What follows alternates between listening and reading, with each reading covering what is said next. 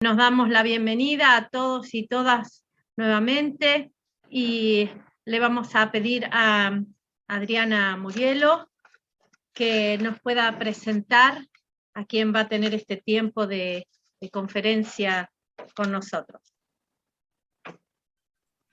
Bueno, un gusto poder compartir este tiempo con todos ustedes. Y una alegría también poder presentar a alguien que cuando transitábamos los peores momentos de la pandemia el año pasado y proliferaban cantidades de datos, cifras de muertes, de contagios, de comparaciones entre países, informes epidemiológicos de todo tipo, alguna que otra reflexión sobre qué nos estaba pasando en lo psicológico, pero no encontraba, yo por lo menos como persona inquieta respecto de qué nos estaba pasando en lo social, no lograba encontrar demasiadas referencias a la pandemia desde esa perspectiva provenientes de América Latina.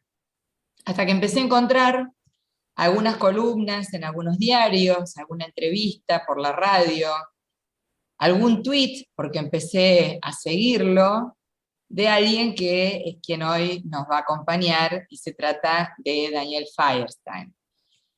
Le damos una cálida bienvenida, yo espero que esté, porque yo no lo veo, pero supongo que si me diste el visto bueno para arrancar, debe estar. Está, lo estamos viendo. Está, muy bien, me alegro, Daniel, bienvenido. La verdad que muy contentos de tu disposición para compartir con nosotros este tiempo.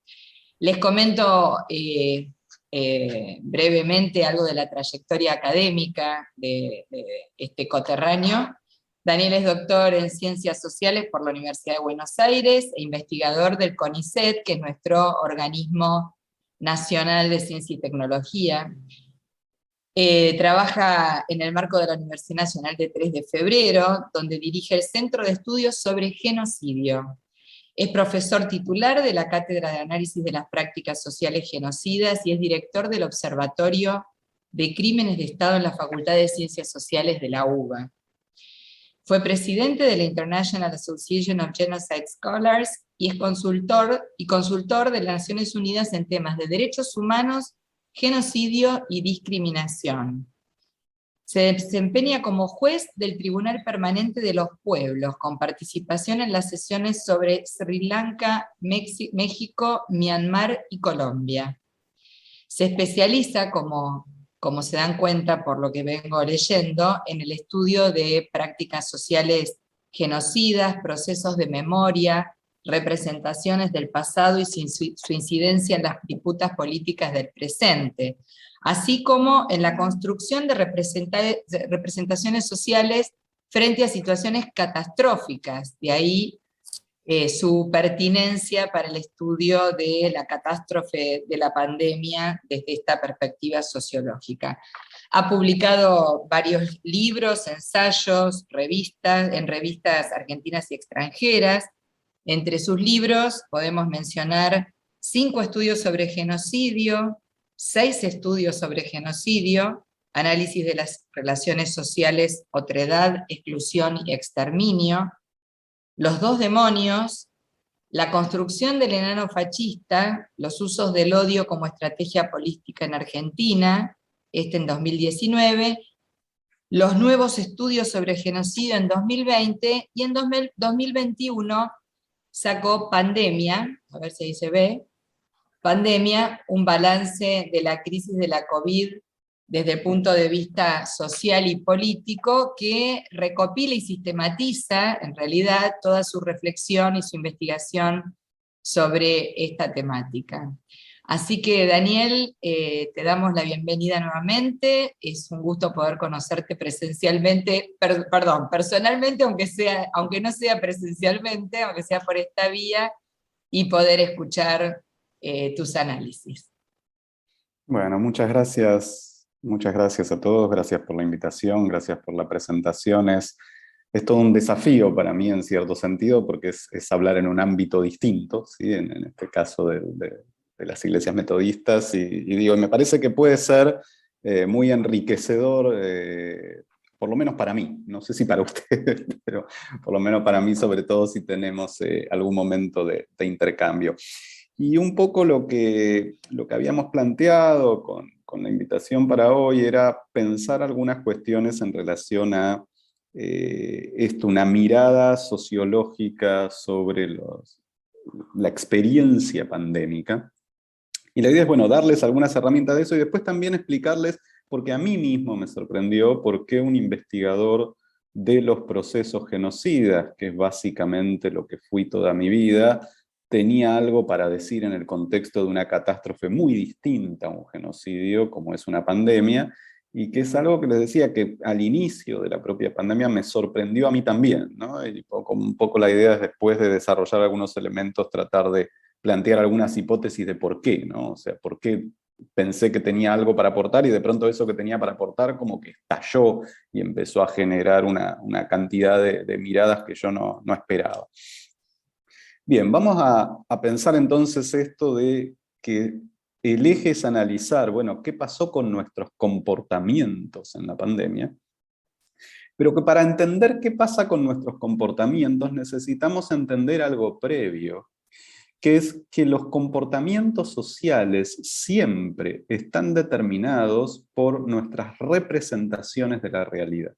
Esto es, cómo nos explicamos lo que está ocurriendo es algo fundamental para entender cómo actuamos, ¿sí? Más allá de que cómo nos explicamos lo que está ocurriendo, no es siempre consciente, y por eso vamos a ver que involucra distintas dimensiones. O sea, hay una dimensión que es plenamente consciente, ¿sí? Que es la dimensión que voy a llamar más cognoscitiva, ¿sí? Que es, bueno, cómo construimos explicaciones de la realidad que estamos viviendo, y esas explicaciones inciden en nuestro comportamiento. Pero también hay, podríamos decir, determinaciones más inconscientes, que es qué es lo que nos pasa emocionalmente en esa situación, que también incide en nuestros comportamientos, aunque no necesariamente tenemos tan claro cómo incide. A veces lo podemos comprender después, a veces no lo comprendemos nunca cómo incidió, ¿sí? Entonces la idea es, si los comportamientos son una consecuencia de las representaciones, tratar de plantearnos qué pasó con las representaciones en la pandemia.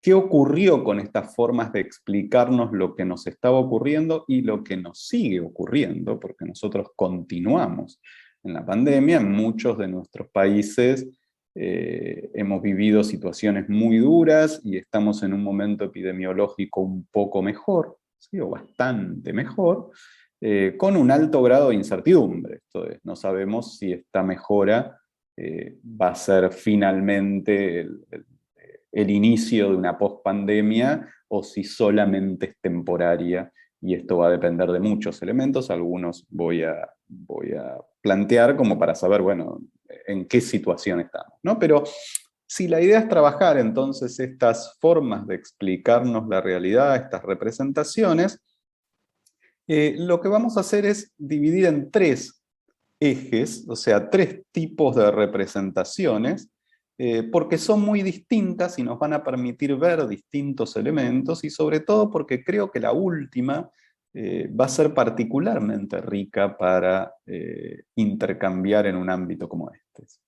¿Cuáles son esas tres dimensiones? La primera es esta que mencionaba, una dimensión cognoscitiva, una dimensión vinculada al conocimiento, que es qué es lo que sabemos, lo que no sabemos, cómo explicamos lo que nos está pasando, qué teorías tenemos acerca de la pandemia, y ver esto en el tiempo, ¿no? ¿Qué pasó en los primeros días? ¿Qué fue pasando después? ¿Qué teorías distintas aparecían? ¿Sí? ¿Cómo se zanjaba esto? ¿Y qué problemas aparecieron también en ese primer nivel, más cognoscitivo, incluso hasta el día de hoy? Un segundo nivel es este nivel que mencionaba como un nivel emocional o afectivo, que tiene que ver con qué nos pasó en todo este plano de nuestra afección, qué nos pasó, qué cosas sentimos durante la pandemia, y que esto también incide en nuestros comportamientos, pero, como les decía, no necesariamente de la misma manera que las explicaciones más racionales que nos damos. Nosotros podemos explicar una situación y por otro lado sentir miedo, o sentir enojo, o sentir vergüenza, y todo esto está jugando también en lo que podemos o no podemos hacer. Y el tercer nivel que me parecía muy rico, les decía, discutir en un ámbito como este, es un nivel ético-moral, ¿sí? Que es cuál es la visión que tenemos de la comunidad en que vivimos. Y cómo esto también estuvo en juego en la pandemia, y cómo esto también incide en nuestros comportamientos. ¿Cómo nos explicamos la relación con los demás? ¿Qué tipo de comunidad consideramos que constituimos con quienes nos rodean? Bueno, esto tiene un profundo contenido ético-moral, pero también tuvo mucha incidencia en lo que ha sido nuestro recorrido por la pandemia. Entonces la idea de mi conferencia hoy era recorrer estos tres niveles para poder plantear algunas cuestiones, algunas preguntas, algunas herramientas con las que pensar cada uno de esos elementos, y después no sé cómo tenían pensado, justo les estaba preguntando a Adriana, a Carlos, para ver, bueno, si tenemos alguna instancia que por ahí sería rico, si nos queda tiempo para también aprovechar para preguntas o intercambio, ¿no? Sí, Daniel, cuando vos termines tu conferencia vamos a tener un ratito de intercambio. Quienes nos acompañan pueden ir escribiendo las preguntas en el chat y las vamos tomando luego de allí. Así que buenísimo, buenísimo. Así creo que siempre es rico, por lo menos a mí me resulta muy enriquecedor eso. También a veces nos lleva por caminos que por ahí no eran los que yo tenía pensados, pero a veces suelen ser incluso más interesantes. Vamos entonces con esos tres niveles. Primera cuestión, el nivel cognoscitivo. ¿Qué pasó con las explicaciones sobre lo que nos estaba ocurriendo? Ahí había una cantidad de problemas que hay que tomar en cuenta. Primero, el rol de la incertidumbre. La pandemia generó una situación absolutamente nueva para nosotros, porque se trataba de la aparición de un virus desconocido, con lo cual no teníamos las herramientas principales para plantearnos qué estaba pasando. Por ejemplo, bueno, ¿qué letalidad va a tener este virus? En febrero o marzo de 2020 no lo sabíamos. ¿Cuánta de la gente que se contagie va a morir o va a tener consecuencias severas? No lo sabíamos. ¿Qué nivel de propagación va a tener este virus? ¿Cómo se contagia de rápido? No lo sabíamos. ¿Sí? ¿Cuánta gente se tiene que contagiar para que el virus deje de circular? No lo sabíamos. ¿Sí? ¿O es posible reinfectarse con este virus o una vez que alguien se contagia ya no se puede contagiar más? Bueno, eran todos elementos que hoy sabemos un poco más, después de 1 año y medio, en algunos otros casos todavía no, pero que en ese momento, enero, febrero, marzo de 2020, no sabíamos, y por lo tanto apareció una respuesta muy adaptativa de la especie humana, podríamos decir, muy fundamental desde el plano incluso de nuestra capacidad de supervivencia, que es lo que se llama el principio precautorio. Y que uno de los grandes problemas en este primer nivel es que sobre todo en gran parte del mundo occidental no pudimos aplicar este principio fundamental de la supervivencia humana. Y que nos fue mal, y hemos perdido a muchos seres queridos, pero nos podía haber ido todavía mucho peor si la letalidad del virus era muy superior o las consecuencias eran muy superiores a lo que ocurrió, algo que no sabíamos en febrero o en marzo de 2020.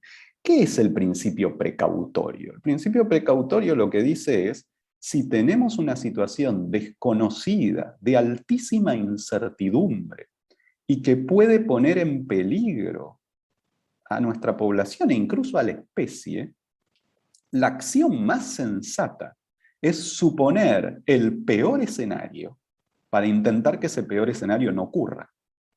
¿Sí? Que esto es lo que decidió, y por eso digo que hay cuestiones para preguntarnos y para hacer aprendizajes, esto es lo que decidió una tercera parte del planeta, ¿sí? En gran mayoría los países orientales, y que es interesante poder analizar después por qué. ¿Sí? Países orientales muy distintos políticamente, ¿sí? China, Corea del Sur, Vietnam, Camboya, pero también algunos países occidentales como Australia, Nueva Zelanda, Noruega, Finlandia. ¿Sí? Y fueron, decía, una minoría muy significativa, más o menos una tercera parte del planeta, decidió aplicar este principio precautorio. No sabemos, supongamos la situación más grave e intentemos que no ocurra. ¿Sí? Por el contrario, lo que ocurrió en ese primer nivel en otros lugares del mundo, muy notoriamente Estados Unidos, Brasil, de alguna manera Europa, que intentó cambiar después, pero sin demasiado éxito, gran parte de Europa, era un principio antiprecautorio de, supongamos que las cosas van a salir bien, ¿sí? Aun si no tenemos elementos, y apostemos a lo que se llamaba en su momento la inmunidad de rebaño.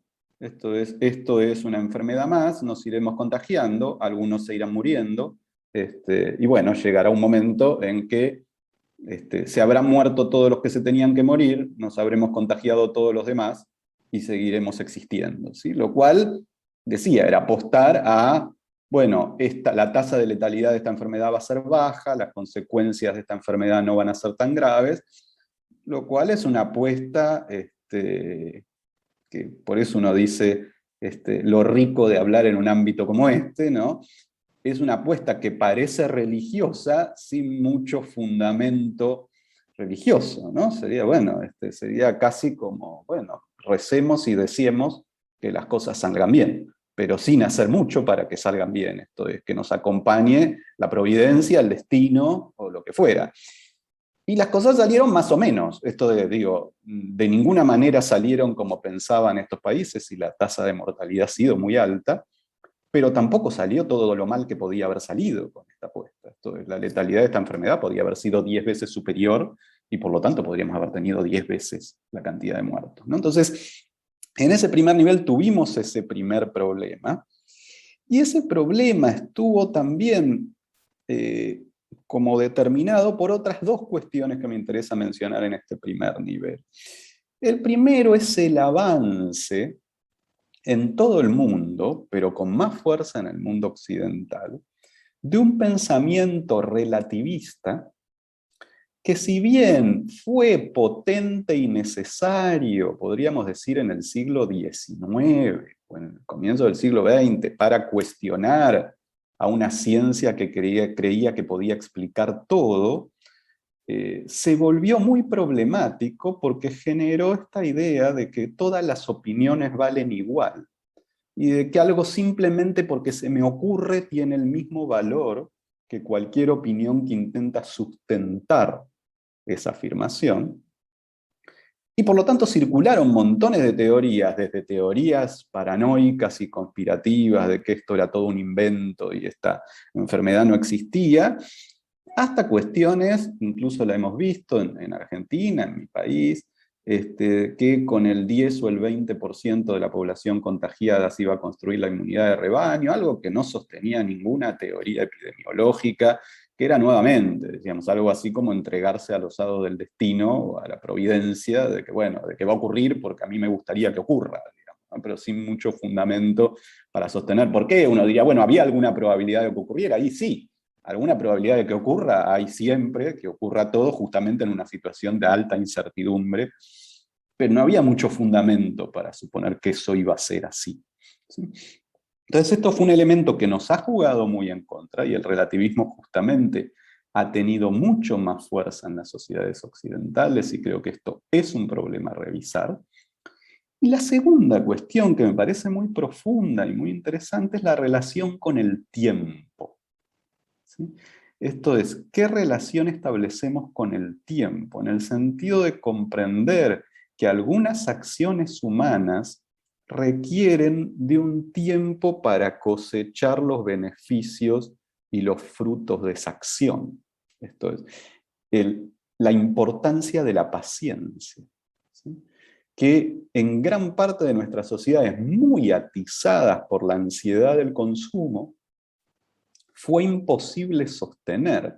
Una de las características que se descubrieron bastante temprano y que eran favorables de este nuevo virus, al lado de un montón de elementos que eran desfavorables, es que estaba bastante claro ya en el mes de marzo o abril del 2020 que este virus no vive más de 14, 15, 17, 20 días. Que por lo tanto, medidas muy estrictas de esa cantidad, de esa extensión en el tiempo, permitían casi su desaparición y por lo tanto poder retomar cierta normalidad con una serie de cuidados, con trazabilidad de casos, con toda una cantidad. No quiero hoy abrumarlos con cuestiones técnicas, porque me parece que no era el eje de mi intervención hoy. Ahora, ¿qué es lo que pasó en muchos de nuestros países? Que no era posible aceptar suspender nuestras actividades por ese plazo pequeño. Y entonces, como había un porcentaje de la población, aunque fuera pequeño, que permanentemente se sentía autorizada a violar esas restricciones, las restricciones no tenían efecto. Entonces el sacrificio que hacía una enorme mayoría quedaba opacado porque para que no circule el virus, nadie se tiene que mover, o prácticamente nadie se tiene que mover. Si hay alguna gente que se siente autorizada a ir de acá para allá, o por ejemplo en el caso de la Argentina, volver del exterior y no respetar la cuarentena cuando volvía de lugares con alta circulación del virus, bueno, esto lo que hace es que el esfuerzo de todos los demás era inútil. ¿Sí? Y esto se vincula con la tercera dimensión, y lo vamos a ver después de esta mirada de en qué comunidad vivimos y cómo pensamos nuestra relación con los demás. Entonces, esta relación con el tiempo también afectó las distintas respuestas y dificultó las medidas necesarias para contener la situación. Y lo que tuvimos fue esto, situaciones de, básicamente, la disputa entre dos modelos, un modelo de supresión de la circulación del virus, que fue exitoso, como les decía, en una tercera parte del mundo, gran parte del mundo oriental, algunos países del mundo occidental, y una política de mitigación, primero de rebaño, después de mitigación, que tuvo que ver con esto que recordarán de esos, a partir sobre todo del mes de julio, de la idea de que no colapse el sistema de salud. Que en definitiva es una manera simpática de decir algo terrible, que es que no colapse el sistema de salud, es una forma de decir que mueran todos los que tengan que morir, pero que no se muera ninguno más. Esto es, cuando colapsa el sistema de salud, además de todos los que podían morir de COVID, muere un montón de gente de otras enfermedades que no puede ser atendida. Pero el problema es que esa idea de la mitigación, de intentemos que no sature el sistema de salud, implica que todos los que tengan COVID y tengan condiciones que no permitan su atención, dado que no es una enfermedad que tenga hoy un tratamiento exitoso, van a morir. Y esto es, si nos vamos a contagiar todos, bueno, morirán estos, los que tengan que morir, que no saben quiénes son hasta que mueren, que es aquellos cuyo organismo no tiene condiciones para resistir a esa enfermedad. Mientras que en una política de supresión, es decir, no, tratemos de que no muera casi nadie. ¿Qué es lo que pasó en algunos países que nos cuesta entenderlo, que tienen hoy 25 o 30 o 50 o 60 muertos? Al lado de países como los nuestros que tienen 115.000 o 300.000 o 500.000 u 80.000. ¿Sí? Digo, para pensar la idea de que, bueno, son muchos de nuestros seres queridos los que han pagado estas decisiones de ir por la supresión o ir por la mitigación. Entonces, esto en relación a lo que decíamos, el campo de lo cognoscitivo, el campo de los elementos para pensar cómo lidiar con una situación desconocida. Y es muy grave, ¿por qué? Porque todos los análisis de la evolución de nuestra relación con la naturaleza plantean que si bien pasó un siglo desde la última pandemia tan tremenda como fue el caso de la gripe española, no parece en modo alguno que la próxima pandemia llegue en un siglo, porque estamos destruyendo tanto nuestra relación con la naturaleza que es probable que la próxima pandemia llegue antes, que haya muchas más mutaciones y transformaciones de bacterias, de virus que nos afecten más tempranamente. El problema es que si nuestro aprendizaje es que no somos capaces de aplicar el principio precautorio, bueno, solo se requiere un virus o una bacteria con mayor letalidad para diezmar a nuestra población. En el sentido que el principio precautorio no es la salida posible ante el COVID, sino que es la salida posible ante cualquier proceso nuevo, desconocido, de altísima incertidumbre, porque es esto, el conocimiento llega después. Nosotros sabemos la tasa de letalidad después de que se muere un montón de gente. ¿Sí? Es decir, después de que se contagia un montón de gente. Antes no la podemos conocer. Entonces el principio precautorio lo que nos plantea es no lleguemos a ese momento. ¿Sí? Vamos al segundo nivel de análisis, que es el plano de lo emocional. ¿Sí?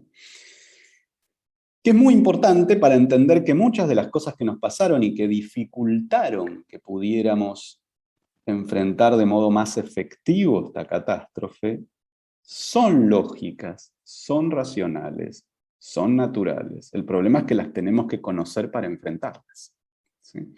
Y acá es donde radicó este descubrimiento raro que se me apareció al comienzo del 2020, muy al inicio del 2020, que todo lo que yo sabía sobre las reacciones sociales ante procesos genocidas, que son un tipo de catástrofe, me servía mucho para entender las reacciones sociales que estábamos viviendo ante otra catástrofe, como fue la pandemia.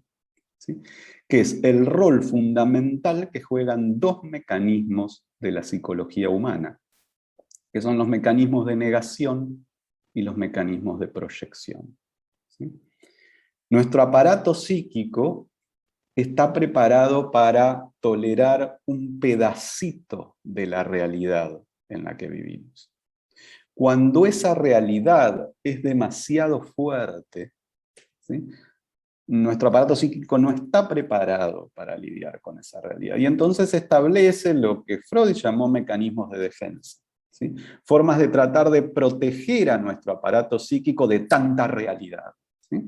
Y en general esos mecanismos de defensa funcionan bien, son adaptativos, tienen mucho sentido, no es que siempre esté mal algún nivel de negación, porque es difícil vivir en la realidad en la que vivimos, es difícil poder incorporar toda esa realidad. El problema es que en algunas situaciones esos mecanismos de defensa nos pueden llevar a la autodestrucción. ¿Sí? Y esto ocurrió en procesos genocidas, que era lo que yo había estudiado, en distintos momentos históricos. Las sociedades que viven un proceso tan terrible como lo que implica que haya una voluntad del Estado de exterminar a parte de la población, muchos de esos sectores, tanto los que pertenecen a la población que está siendo exterminada como el resto de la sociedad, para protegerse de ese conocimiento, establece distintas maneras de negación.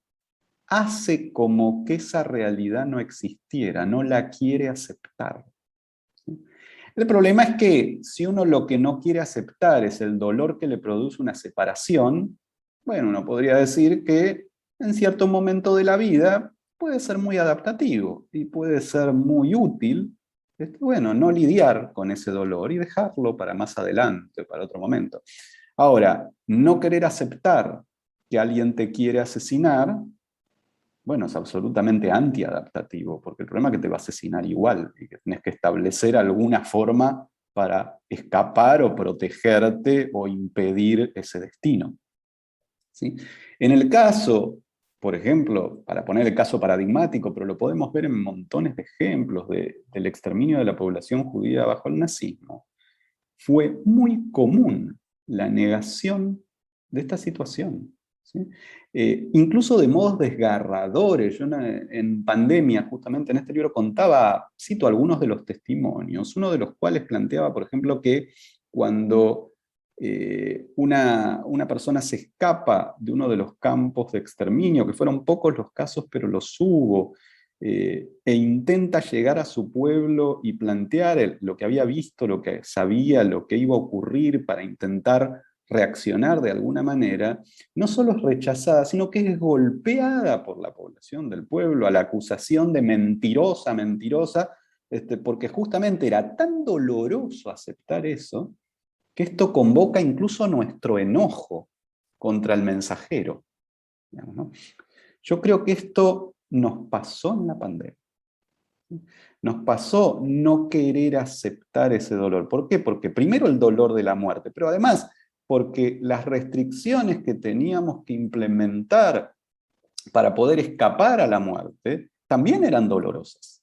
¿Sí? También implicaban sacrificios, renunciamientos, sobre todo con un Estado, en el caso de la gran mayoría de nuestra región, que en algunos casos implementó algunas formas de ayuda, sobre todo, por ejemplo, los 2 o 3 primeros meses en el caso de Argentina, que quizás es el caso que conozco más, pero más allá de que lo haya intentado o no, en algunos casos ni siquiera lo intentó, esas ayudas no eran suficientes para el nivel de destrucción que implicaban las propias restricciones, por lo menos en los sectores más desprotegidos de nuestra población.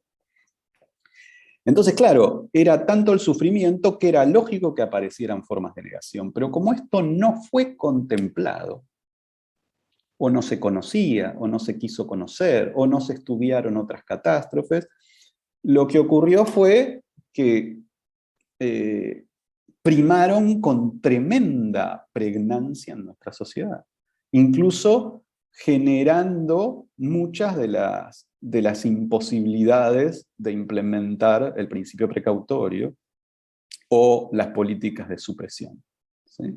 Planteando, bueno, que lo vimos durante todo el 2020, sobre todo, en términos de negar lo que estábamos viviendo día a día, ¿sí? La gravedad de la situación, o que lo vimos en muchos de nuestros países, y por ejemplo fue muy notorio en la Argentina en la segunda ola, comienzo de 2021, con la situación, y que sé que afectó muchísimo a muchos de quienes están acá, de la presencialidad escolar.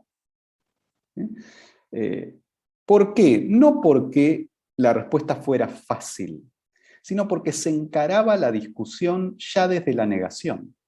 ¿Sí? En términos de decir, es un absoluto absurdo plantear que si todos sabemos, todos los que están en escuelas saben que las enfermedades respiratorias se contagian fundamentalmente en la escuela, ¿sí? ¿Por qué una nueva enfermedad respiratoria no se contagiaría fundamentalmente en la escuela?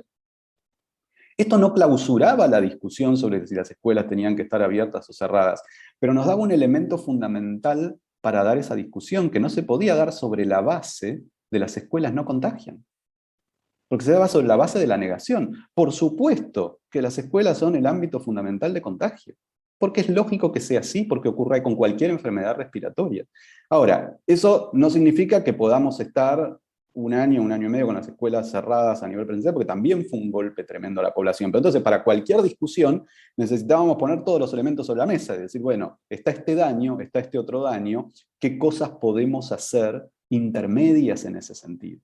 ¿Por qué no pensar formas de alfabetización digital presenciales con una frecuencia distinta? ¿Por qué no pensar en actividades recreativas en lugares al aire libre que permitieran compensar lo más importante del encuentro escolar y que no puede ser zanjado por lo digital, que no era tanto la producción de conocimiento, que quizás sí puede atravesar una dimensión digital, sino la posibilidad de socialización, que sobre todo en determinados grupos de edad, y cuanto más chicos más, es absolutamente indispensable. Pero esa discusión no se podía hacer sobre la base de las escuelas no contagian, ¿no? Sino se tenía que hacer sobre la base de las escuelas contagian, hay que ver cuándo abrirlas, cuándo cerrarlas en función de aceptar esa lógica. Entonces llegamos a situaciones terribles, que la escuela estuvo cerrada en momentos donde no era tan alto el nivel de propagación del virus y donde se podían haber pensado estrategias alternativas, gran parte del 2020, según cada lugar del país en Argentina, habrá que ver en cada país cómo fue eso, y en la Argentina las escuelas se abrieron en el inicio de la segunda ola, en el peor momento, y tienen que ver con el altísimo número de muertes de la segunda ola, justamente en el momento en que tendrían que haber estado cerradas, por lo menos algunas semanas, hasta tanto avanzaba el proceso de vacunación. Entonces digo, esta cuestión de lo emocional es fundamental comprenderla, porque no pasa necesariamente desde la mala voluntad o la mala fe, sino de no entender lo que nos pasa cuando una situación muy terrible nos afecta. Y el segundo elemento emocional, que vale la pena incluir y que por suerte todavía no emergió con mucha fuerza en nuestras sociedades, pero que es un riesgo enorme para la post-catástrofe, son los mecanismos de proyección. ¿Sí? Que también es una respuesta clásica, que es cuando estamos sufriendo, tratar de encontrar a alguien que tenga la culpa de nuestro sufrimiento, para dirigir contra esa persona o contra ese grupo, contra que sea toda la frustración, el enojo, el odio que acumulamos. ¿Sí? Que esas frustraciones, el sufrimiento, ese enojo son legítimos, pero el problema es que cuando en vez de poder tramitarse colectivamente se transforman en proyección, ¿sí? Pueden generar fenómenos de profunda violencia, que han sido muy clásicos de situaciones post-catastróficas. ¿Sí?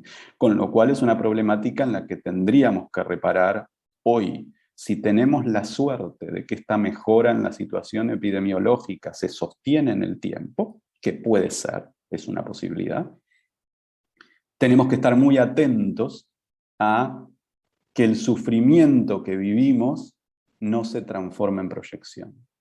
Que el sufrimiento que vivimos no se exprese tratando de encontrar algún responsable sobre el cual abatir nuestro enojo, porque eso va a sacar lo peor de nosotros. ¿Sí?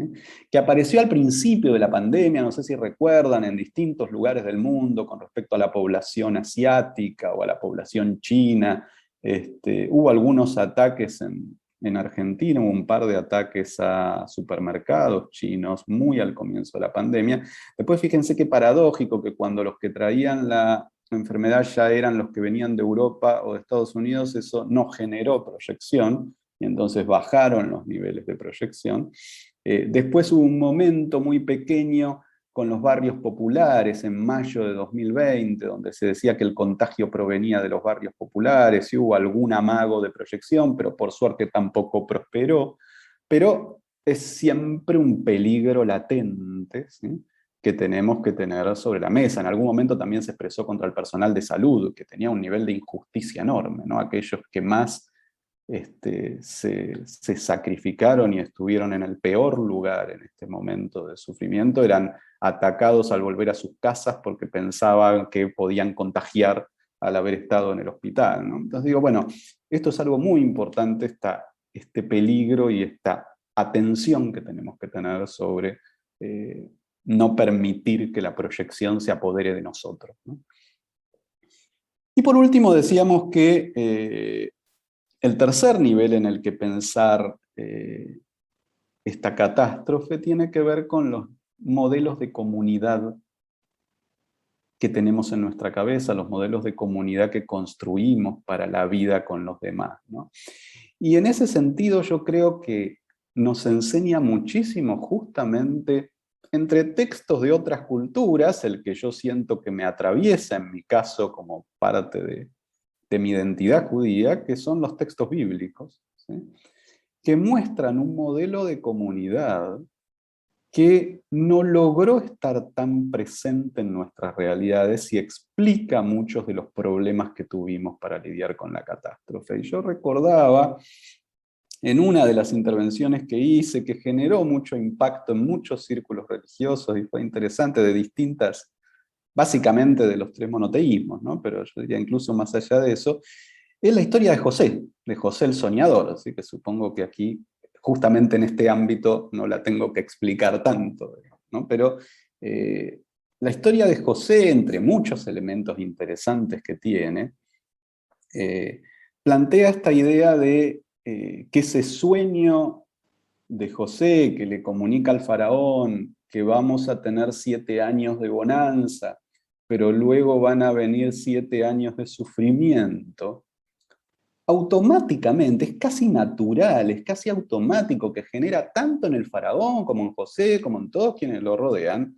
la idea de, bueno, entonces lo que tenemos que hacer es, para poder atravesar esos años de sufrimiento, poder aprovechar aquello que construimos en los años de bonanza. Esto es, en los años de bonanza se construyó la situación que es la que nos va a permitir atravesar el sufrimiento. Entonces, lo que a mí me parece inaceptable desde un punto de vista ético-moral y se vincula con el fracaso en el primer nivel, es que nuestras sociedades tienen un nivel de acumulación de riqueza que perfectamente podía permitir la detención de las actividades por ese tiempo corto necesario para poder impedir la propagación de un virus, la muerte que iba a conllevar, el sufrimiento social que iba a conllevar. Pero requería pensarnos como comunidad. Requería pensar que lo que tenemos es para el bien de todos. En los países que decíamos 2/3 partes de la humanidad, donde no fue posible establecer las medidas de supresión necesarias para eliminar la circulación de un virus nuevo, fue porque no se aceptó afectar la ganancia de nadie, ¿sí?, en aras del bien común, en aras del interés de toda la comunidad, ¿sí? No es cierto que la humanidad no se puede detener, quizás en otros momentos históricos sí era cierto, ¿sí? En un momento donde no hay capacidad de producir más de lo que se consume, la humanidad no se puede detener, porque si detiene su producción, entonces no tiene de qué alimentarse, ¿sí? Pero nosotros vivimos en un momento con tal capacidad productiva y tal desigualdad en la distribución, ¿sí?, que aunque sea meritaba ante la posibilidad de que la especie misma esté en peligro, ¿sí?, poder compartir una pequeña parte de esa acumulación para poder garantizar lo que necesitábamos para impedir la catástrofe. Y así como en algunos lugares del planeta eso fue más o menos posible, y no necesariamente fueron los países más ricos, algunos sí, otros no. Digo, Vietnam no es un país tan rico, de pronto Nueva Zelanda por ahí sí, o Noruega. Sin embargo, en gran parte del planeta esto no fue posible, fue aceptado, fue naturalizado que no era posible, ¿sí? Fue naturalizado que no había manera, ¿sí?, y que por lo tanto lo único que podíamos tratar de hacer era esto de impedir que colapsara el sistema de salud.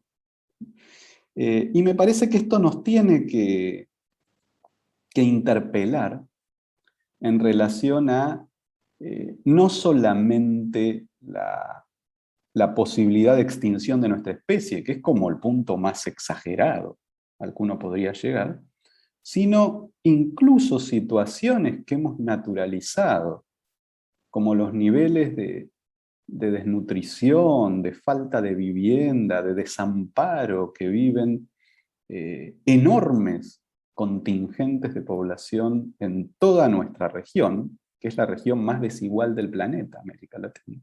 ¿Sí? Y poder pensar cuándo fue que naturalizamos esa situación. Poder pensar que los modelos de comunidad son formas de volver natural una mirada sobre la vida, sobre nosotros mismos, sobre quienes nos rodean. Entonces por eso me llamaba tanto la atención la historia de José, porque en la historia de José, la novedad de José era que era capaz de interpretar los sueños. Pero la decisión de que si tenemos 7 años de bonanza y luego 7 de sufrimiento, esos 7 años de bonanza se deben usar para garantizar que toda la comunidad pueda evitar el sufrimiento, era natural. No es que es una gran idea, no aparece en el texto bíblico como una gran idea, como una novedad. José no es un profeta, no es canario, sino que era absolutamente natural, era evidente para la comunidad de su época que esto era lo que correspondía hacer. Incluso, fíjense, en un momento de opresión, en un momento de esclavismo, ¿sí?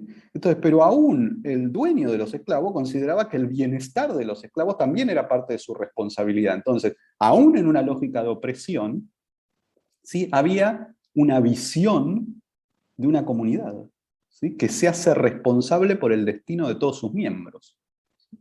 Mientras que lo preocupante y lo que nos puede enseñar esta catástrofe, porque creo que uno, pese al dolor y al sufrimiento, tiene que sacar enseñanzas de una catástrofe, es cómo cuestionar esta naturalización que en gran parte del mundo hemos construido, en la cual el destino del otro no es nuestra responsabilidad.